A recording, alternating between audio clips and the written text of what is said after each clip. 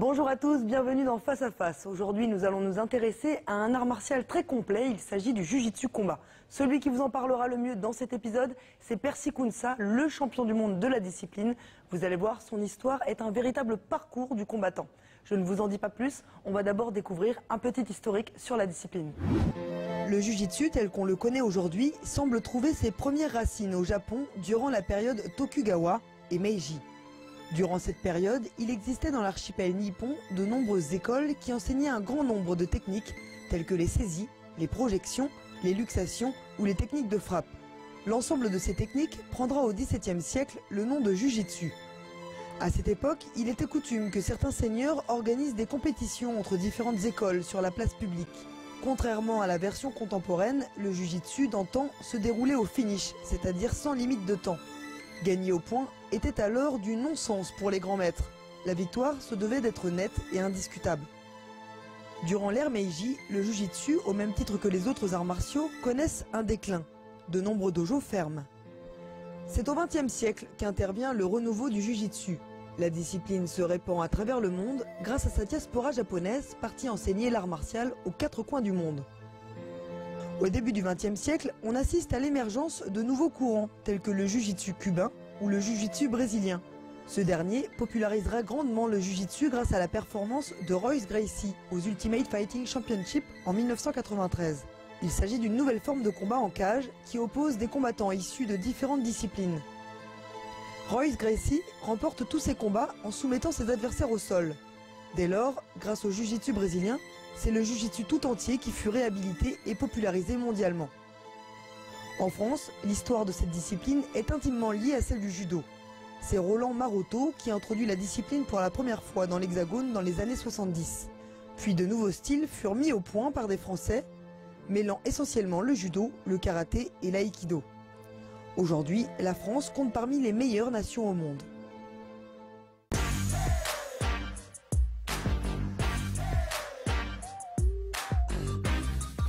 Nous sommes ici à l'USO Judo, c'est ici que s'entraîne Percy Kounsa, le champion du monde, ainsi que le pôle France de Jiu-Jitsu.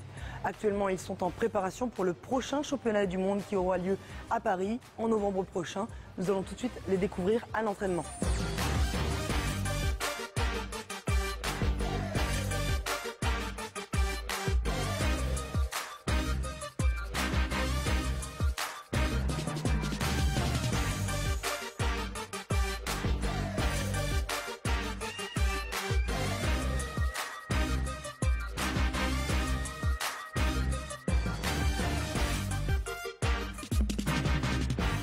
Percy, pour moi, c'est un exemple, pas parce qu'il est du club de l'US Orléans, bien sûr, mais parce qu'il est, pour moi, aujourd'hui, le plus fort au niveau de l'équipe de France, aussi bien sur sa préparation physique que sur sa préparation technique. C'est quelqu'un de très sérieux, et je pense aussi vraiment sérieux dans la vie, et je pense qu'il est apprécié de tout le monde. La personnalité de Percy, il est très discret, il est peut-être même trop discret. Mais c'est quelqu'un qui est vraiment très attachant et on a toujours envie d'être avec lui. La plus grosse séance à venir aujourd'hui, ce sont les championnats du monde qui auront lieu donc à Coubertin fin novembre. En plus, c'est en France, donc la pression va être au maximal et je pense qu'il y aura beaucoup de monde parce que le Jiu-Jitsu est vraiment quelque chose qui prend de plus en plus d'ampleur, aussi bien au niveau national qu'au niveau international. Donc on attend beaucoup sur ces championnats du monde. Bonjour Percy. Bonjour. Merci de nous recevoir. Percy, donc, comme de nombreux Jiu-Jitsuka, tu as commencé par le judo. Qu'est-ce qui t'a donné envie de te diriger vers le Jiu-Jitsu? J'ai tout simplement été attiré par une discipline qui était beaucoup plus ludique, beaucoup plus variée. Et je prenais plus de plaisir à pratiquer le Jiu-Jitsu qu'à continuer à pratiquer du judo. Qu'est-ce qu'il y avait dans le judo qui faisait que tu as eu envie d'aller plus loin dans la pratique, d'aller peut-être chercher quelque chose de plus complet? Dans le judo, il y avait simplement de la projection et du sol. Alors qu'en Jiu-Jitsu, il y a une partie où il y a des atémis, de la projection qui ressemble beaucoup à celle du judo, et du sol qui ressemble plus à celle du Jiu-Jitsu brésilien. Donc pour moi, c'était plus complet, beaucoup plus varié, et du coup, j'ai tout de suite accroché avec le Jiu-Jitsu. Tu avais un certain niveau en judo. Est-ce que tu as souhaité parallèlement entretenir ce niveau en judo? Comment ça s'est passé? Alors j'ai continué à pratiquer le judo très longtemps au début de ma carrière de jujitsuka. J'ai continué à enseigner le judo puisque je suis professeur de judo. Aujourd'hui, je m'entraîne tous les jours ou quasiment tous les jours en judo, mais je fais plus de compétition. Tout simplement parce que le calendrier est très très chargé et c'est difficile de pouvoir allier les deux, les compétitions de judo et les compétitions de jiu-jitsu. Quand tu as démarré, ton entraîneur a très vite cerné un potentiel chez toi. Comment ça s'est passé? Au début, comme beaucoup de judokas, j'étais très bon sur les projections, très mauvais sur les atémis. Donc j'avais un peu peur des coups puisque je ne connaissais pas du tout cette partie. Ensuite, c'est vrai qu'au judo, mes qualités, c'était plus l'explosivité.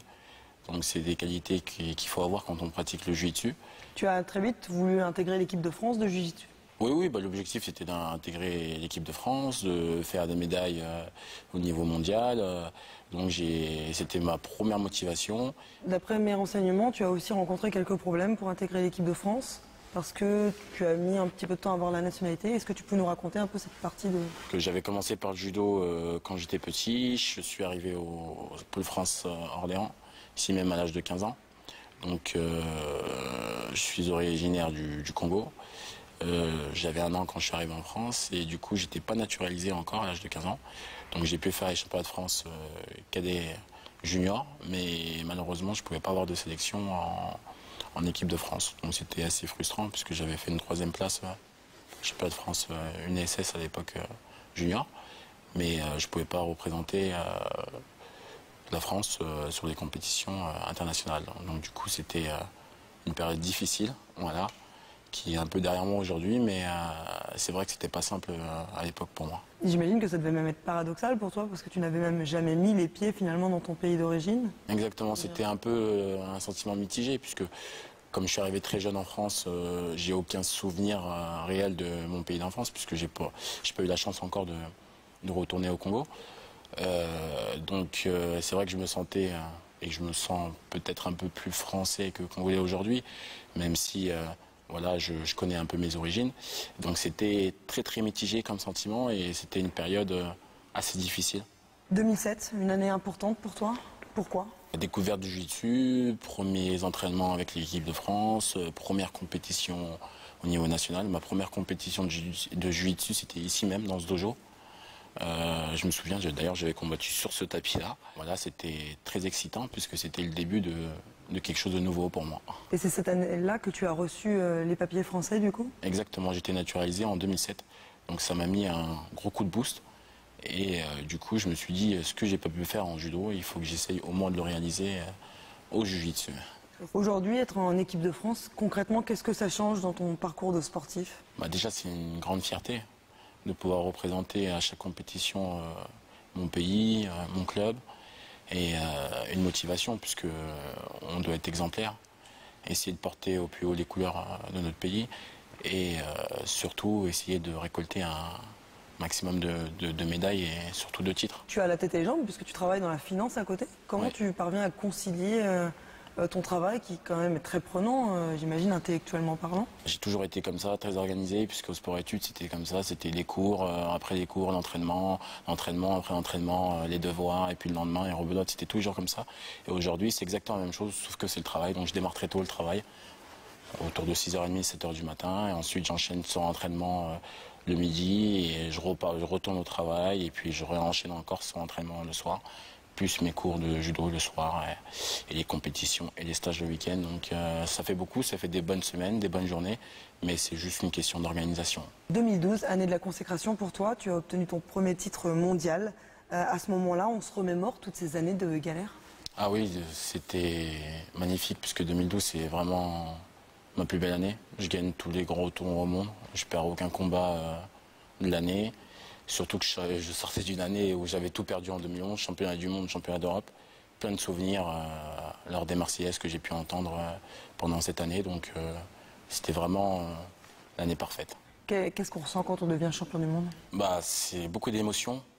C'est fou parce que sur le podium, on n'y est peut-être que 2 minutes, mais en 2 minutes, il y a au moins 4 ou 5 ans qui défilent. On pense à tous les moments difficiles, à toutes les personnes qui nous ont aidés, aux entraînements, aux stages.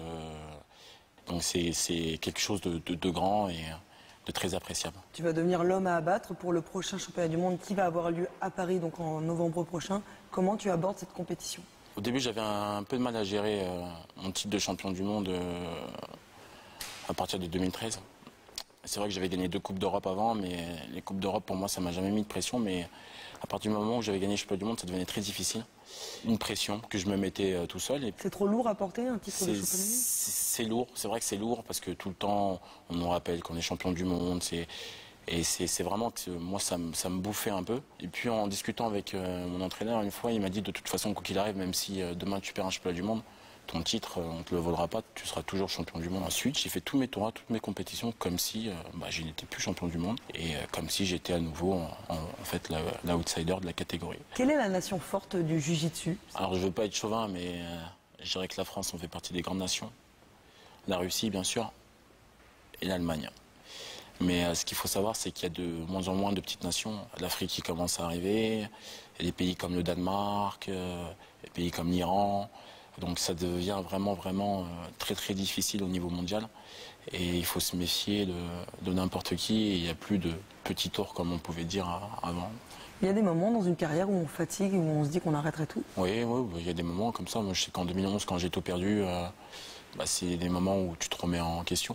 Tu te dis pourquoi j'ai perdu, est-ce que j'étais pas fort, est-ce que c'était un problème physique, mental.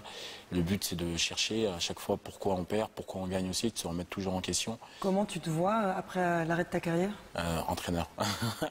Non, j'aimerais bien entraîner. Le haut niveau, ça m'intéresserait.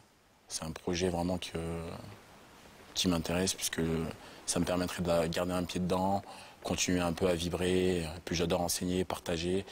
Donc ce serait quelque chose de bien. Et puis après, je me verrai, comme tout le monde, père de famille. Voilà. Merci beaucoup, Percy. Merci à vous. Je te propose que maintenant on passe de la théorie à la pratique. Avec plaisir. Allez, let's go. Percy, nous y voilà. Oui. Alors, pour débuter le Jiu-Jitsu, un pratiquant a besoin de quoi en termes de matériel? Alors c'est très simple, une paire de mitaines, un judogi, une ceinture et une paire de protège tibia. D'accord. En Jiu-Jitsu, un combat, c'est combien de reprises de combien de minutes? Est-ce que c'est comme en judo, un rondori? Alors c'est un combat, donc une reprise de 3 minutes. Et dans un combat, on peut avoir des prolongations éventuellement? Ça peut arriver, en cas d'égalité parfaite, dans ce cas-là, il y a 2 minutes qui sont ajoutées lors du combat. D'accord. Le Jiu-Jitsu, la particularité, c'est qu'il y a 3 phases de combat importantes, c'est-à-dire quand on est debout, comme en karaté, Oui, l'amener au sol et ensuite le sol. exactement. C'est obligatoire de passer par ces 3 phases? C'est pas forcément obligatoire, mais c'est conseillé, sinon on a des pénalités. Le top, c'est de travailler dans les 3 parties. Donc une fois qu'on est au sol, est-ce qu'on a le droit de se relever ou est-ce qu'on doit rester au sol? On a le droit de se relever, mais il faut essayer de travailler, bien sûr, sinon on peut prendre une pénalité. Mais on a tout à fait le droit de se relever pour essayer de repartir debout. Au niveau des projections, j'imagine que ce sont les projections que l'on retrouve en judo ou c'est plutôt libre? C'est les mêmes projections qu'au judo, mais il y a aussi des techniques qui sont un peu atypiques, qui ressemblent à des techniques de lutte ou de sambo. Donc ça reste quand même assez ouvert, assez libre au niveau des projections. D'accord. Et si on est plus fort, par exemple en karaté, on a le droit de faire tout le combat en karaté? On peut essayer, mais je pense que rapidement l'arbitre sanctionne le combattant qui travaille que dans une seule partie. Donc il faut essayer vraiment seulement d'aller travailler en projection et au sol. Comment est-ce qu'on marque des points en Jiu-Jitsu? Qu'est-ce qui rapporte le plus de points? Alors le maximum de la valeur du point le plus important, c'est le hippon. On marque beaucoup de points en partie 1, c'est-à-dire avec les atémis, mais on peut aussi marquer 3 points lors d'une soumission. Donc tous les secteurs du combat sont vraiment à mettre en avant et à ne pas négliger. Est-ce qu'on peut abréger le combat en Jiu-Jitsu? Oui, si on met un hippon en pied-point, un hippon en projection, un hippon au sol, ce qu'on appelle le full hippon, c'est la fin du combat. D'accord. Bon, passons maintenant à l'initiation. Oui. Alors, qu'est-ce que tu nous proposes comme technique? On va commencer par une technique de pied-point, ensuite une technique de projection et on finira par une petite technique au sol. Ah. Alors, on est dans une position un peu comme au karaté, donc souvent un bras devant, un bras derrière pour défendre à ce niveau-là et pour attaquer. Donc pour commencer, on va commencer tout simplement par un petit point avant. Donc je vais te montrer la technique, tu vas juste te protéger et mettre ta main ici. Donc je commence par un petit point avant. J'avance, je mets un petit coup de pied, je recule et je vais venir mettre un 3e coup de pied. Donc quand je vais venir mettre mon 3e coup de pied, tu vas venir mettre la main de ce côté. Ça va? Tu me fais confiance, on y va? Ouais, on y va. Donc je démarre. 3 coups. 1, 2. Je recule. 3e coup. Hop. Très simple. Ok, alors attends 2 secondes, t'as fait quoi? Alors, tu démarres ton bras avant. Voilà. Ta jambe avant. Et j'avance en même temps? Oui, tu avances un tout petit peu, ta jambe avant. Bon. Voilà, très bien. Tu recules et là, tu vas venir mettre ta jambe arrière. Très bien. C'est ça? Ça va? On Ok. refait. Bras avant, jambe arrière. Très bien. Encore une fois? Ouais, mais c'est bien fait là? Oui, c'est pas mal, c'est pas mal. Alors, il faut que tu essaies de trouver des bonnes distances parce que si tu es trop près de moi, tu pourras pas mettre ta jambe arrière. Donc, une fois que tu as mis ta jambe avant, tu recules un tout petit peu pour te retrouver à bonne distance pour aller mettre ta Ah jambe d'accord, arrière. donc je fais juste un pas de retrait. Exactement. D'accord. 1, 2, on recule un peu. 3, très bien. Ok. Le coup est bien donné. Tout est parfait. 1, 2, 3. Très bien. Encore une fois. Alors, garde bien la distance parce que là, tu démarres, tu es un tout petit près, un tout petit peu trop près de moi. Donc, essaie de reculer un tout petit peu. Parce que si je suis trop près, qu'est-ce qui se passe? Et je vais venir te saisir. Et là, on va partir directement sur du judo. Parce que si tu me mets un coup de pied, par exemple, vas-y, voilà, je vais venir attraper ta jambe. Et là, je vais venir te faire tomber. Hop. Et dans ces cas-là, le point, il est pour moi. Donc, il faut vraiment faire attention à la distance, essayer de me toucher, ressortir de l'axe pour pas être touché. Ok. C'est un peu comme l'escrime, exactement pareil. On rentre, on touche et on se fait pas toucher. Mais alors ça demande d'être vraiment très explosif Exactement. pour pouvoir percuter la distance. C'est ça. Ok. Donc technique numéro 2. Alors, technique numéro 2, une technique de judo. Ok. Allez. Très simple, technique de hanche, ce qu'on appelle ogoshi. Donc, je vais venir mettre une main dans le dos, venir attraper ta manche, sortir mes hanches et te faire basculer par-dessus mes hanches. Hop. D'accord. Ça va? Ok. Attrape Et ta on manche. tient comment? Au niveau du poignet ou au niveau Alors, de la manche? au niveau de la manche, toujours, on attrape Comme ça toujours au niveau de la manche. Alors, on évite comme ça parce que sinon on a une pénalité. Mais de cette Comme ça manière-là, voilà, c'est très bien. Ensuite, la main dans le dos, on sort les hanches. Et là je tiens la ceinture ou Tu peux, tu as le droit. Si tu préfères, Ok. tu as le droit. Et là, bam, on balance. Oh pardon. Ça va? Ouais. Oui, pour moi, ça va. C'était ça? Oui, c'est ça. Super. On refait? Ouais. Alors normalement, ça ne te demande pas trop d'énergie. Si tu as un bon contrôle sur la manche et que tu tires bien sur la manche et que tu sors bien les hanches. Donc, une main sur la manche, une main dans le dos et c'est parti, on sort les hanches. Très bien. C'est marrant parce que t'as l'air super léger en fait. Bah, je suis super déjà. Non mais on s'attend à avoir un gros poids sur le dos et finalement ça va plutôt c'est assez fluide en fin de Parce que compte. la technique est bien faite, je pense. Ah. Et c'est vrai que si tu es un peu loin, eh ben, il faut forcer et là, ça devient tout de suite plus dur. D'accord. Donc, si tu es bien proche du partenaire, tu tires bien la hanche, ça bascule tout seul. Alors en situation de combat, comment je peux me retrouver à pouvoir prendre ta manche et me retrouver comme ça? Il faudrait que tu te laisses faire comme ça? Non, c'est là la difficulté. Voilà, en C'est-à-dire combat. que en situation de combat, je vais préparer mon attaque. C'est-à-dire que je vais travailler en pied-point. Et quand je vais me retrouver à proximité de toi, c'est là que je vais essayer d'attraper soit ma manche, soit le revers, ok, soit le pantalon ou la jupe. Je vais essayer à chaque fois d'avoir une saisie. Alors est-ce qu'on peut faire une liaison type entre le pied-point et cette technique Bien sûr. justement? Alors, une liaison type, très simple. Je vais faire un bras avant. D'accord. Je viens saisir la manche et tout de suite, je viens passer la main dans le dos. D'accord. Par exemple. Fais-le à vitesse réelle. Donc, je suis ici, je fais 1, 2. Ok. Voilà. C'est ça, c'est ça. Ok.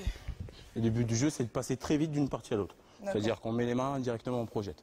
On n'a Ok. pas beaucoup de temps pour mettre du kumikata comme au judo. Il faut essayer d'aller très vite sur la projection. Donc là, on est amené au sol, donc on passe à la partie sol. Exactement. Alors. Donc, généralement, une fois que tu m'as projeté, on y va. Tu m'as projeté.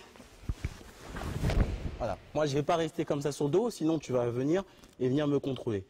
Il y a de grandes chances que je me mette soit sur le ventre, ce qui est vraiment une mauvaise défense, ou soit que je revienne face à toi. D'accord. D'accord. La meilleure des défenses. Et là, c'est pour défendre. Voilà. À partir de là, si je me mets face à toi, toi, le but du jeu, c'est de venir m'attraper, mais il va falloir que tu contournes mes jambes.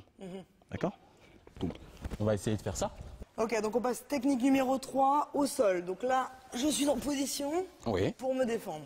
Exactement. Ok. Donc, la difficulté pour moi, c'est de passer dans ton dos. Bien sûr, tu ne vas pas te laisser faire, donc il va falloir que je vienne contrôler tes jambes. Donc, il y a plusieurs façons de le faire. Première façon, je vais venir mettre mes mains à l'intérieur des genoux. D'accord. Exercer une petite pression sur toi, tirer tes jambes pour passer d'un côté et venir contrôler le partenaire. D'accord, en D'accord. mettant le genou. En mettant le genou sur la poitrine. D'accord. D'accord, donc tu avances, tu tires et là tu dépasses. Exactement. Donc, main intérieure, j'avance, je pousse, je tire et je passe à côté pour contrôler. D'accord, Première technique. Je te montre la deuxième et tu essayes les deux. d'accord. Deuxième technique, beaucoup plus simple. Je mets à l'intérieur, je pousse, je tire. Et là, je ramène et je tire le partenaire. Excuse-moi. Ah oui. Et je m'assois sur le partenaire. D'accord. Ah oui, c'est pas mal ça. Donc il y a deux possibilités. D'accord. On résume. Là. On en était là. Voilà. Je fais chuter. Là. Je tourne, je me mets face à toi. Ok. Là, je prends tes jambes. C'est ça. Main à l'intérieur des genoux. Ok. Hop. Je décale. Je pousse, je décale. Voilà. Comme Tout ça. Je viens contrôler. Et tes mains, on fait quoi? Alors là, ça c'est un contrôle temporaire. Ensuite, à partir de là, tu vas mettre ta tête, tu vas mettre ton bras derrière ma tête, pardon, et tu viens croiser tes jambes. Comment ça, comme ça? C'est ça. Voilà. Et tu viens me garder 15 secondes. D'accord. Comme ça. C'est ça. Ok. On fait main intérieure. Main dans les genoux. Voilà. Je pousse. Je pousse. Je tire, je décale. Très bien. À Et partir de là, je passe, je contrôle. Et comme ça. Voilà. Ok, ça c'est le contrôle. Ensuite, la deuxième technique. Deuxième technique, c'est le même placement au niveau des mains.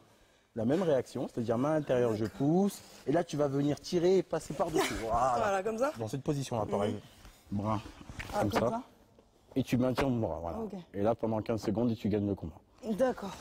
Ça va? Parce que si on te maintient 15 secondes au sol, C'est gagné. C'est un hippon ou c'est... Hippon partie 3. D'accord. Donc là, tu m'as mis un hippon tout à l'heure en pied-point, un hippon en projection, le hippon au sol, fin du combat. D'accord. Et sur les soumissions? Soumission, c'est un hippon, mais c'est 3 points. D'accord. C'est-à-dire que si tu arrives à me faire une clé de bras à ce moment-là, eh ben, c'est 3 points. D'accord. Voilà. Bon, très bien. On a fait le tour des techniques? Ouais. Ah bah super. Alors, je te propose de tout refaire. Le pied-point, la projection, le sol. Allez, on repart sur tout. On y va. Donc, 1, 2, distance 3. Tout de suite, je viens saisir. Très bien. Je jette. Je me retourne, je me laisse pas faire. Tu reviens tout de suite, ça contrôle. Hop, tu maintiens. hop, Très bien. 15 secondes. Ok. On est prêt? J'ai plutôt bien saisi le concept. Voilà. Reste à voir si en combat, je vais réussir à appliquer tout ça. C'est parti. On y va? On y Allez, va. let's go for the fight. Donc le but du combat en Jiu-Jitsu, c'est de marquer hippon dans les 3 secteurs, secteur des coups, secteur des projections et maîtrise au sol. S'il n'y a pas hippon dans les 3 secteurs, le combat s'arrêtera donc à la fin, c'est-à-dire au bout de 3 minutes. Donc, on salue l'arbitre. Allez, on se salue. Allez, vous êtes prêts? Ah, j'y vais.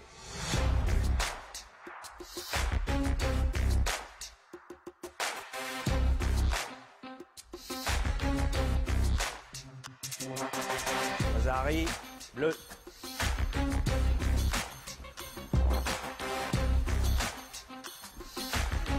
Saïkomi.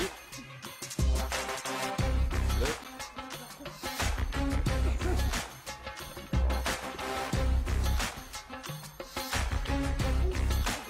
Et aïe.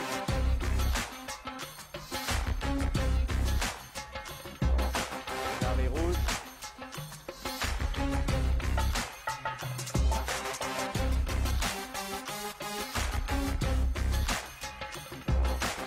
Mazari bleu.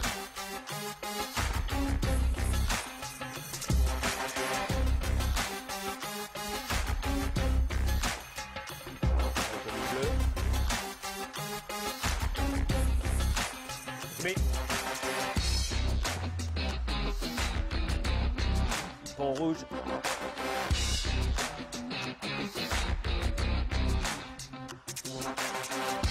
Pont rouge.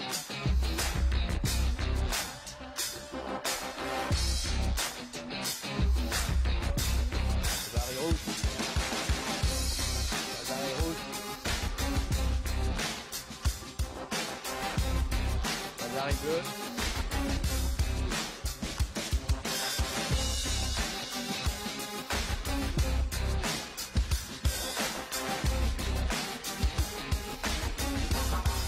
Bleu. Bon bleu. Mazari rouge.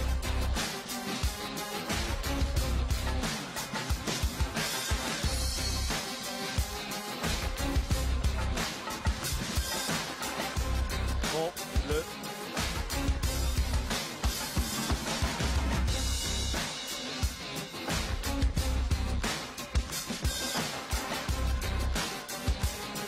Bon bleu.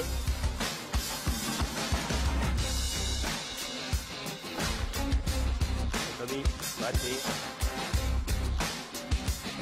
Bon rouge. Bon rouge.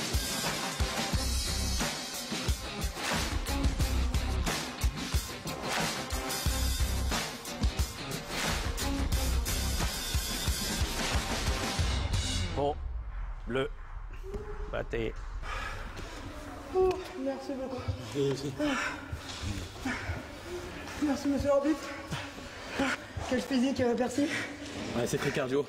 Et ça, en fait, c'est surtout les variations de rythme. À la fois, on se déplace beaucoup pour la partie pied-point, et puis d'une minute à l'autre, on peut se retrouver au sol. Exactement. Le fait de tomber, ça prend l'énergie, et on passe sur un effort qui est complètement différent. C'est ça. Enfin, faut pouvoir vite lire ce qui nous arrive, vite comprendre, vite analyser. Ça demande finalement quoi? De la concentration. De la concentration, de la lucidité. Donc, c'est beaucoup de choses qu'il faut analyser rapidement pour essayer de réagir au plus vite.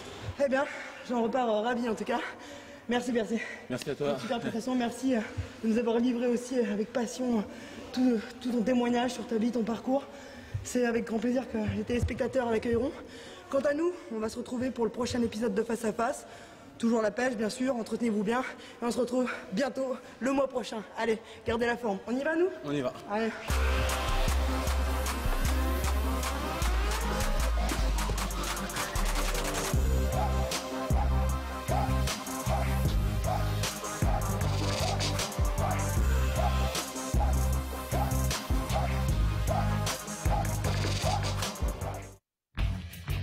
Time Fight regressa ao Combat Sport em explosivo. Neste evento são 7 combates com grandes lutadores.